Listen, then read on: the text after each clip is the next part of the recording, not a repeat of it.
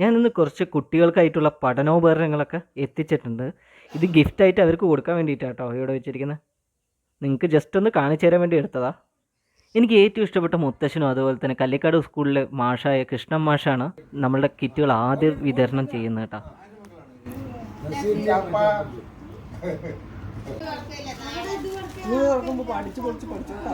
പിന്നെ എൻ്റെ ആദ്യത്തെ ഫോണെന്ന് പറയുന്നത് ഇതാണ് കേട്ടോ. സിഗ്മാടെലിൻ്റെ ഒരു കമ്പനിയാണ്, ചൈന കമ്പനിയായിരുന്നു.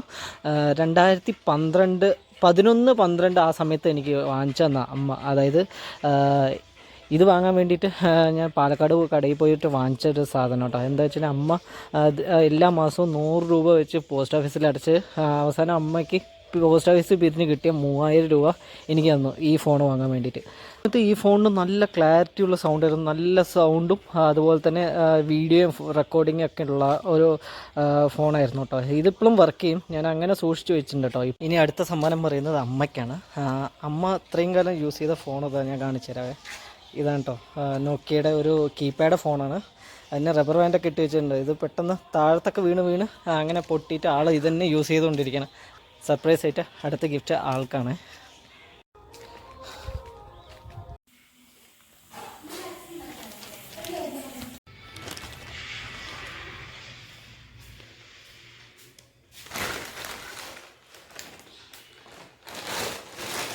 എന്താണ് എന്താ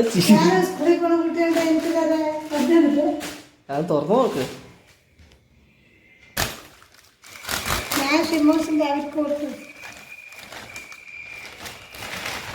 മൊബൈൽ താങ്ക് യു. എനിക്ക് എൻ്റെ പോസ്റ്റ് ഓഫീസിൽ പൈസ വെച്ചിട്ട് ആദ്യമായിട്ടൊരു മൊബൈൽ വരുത്തുന്നില്ല. 3000 രൂപയാണ്.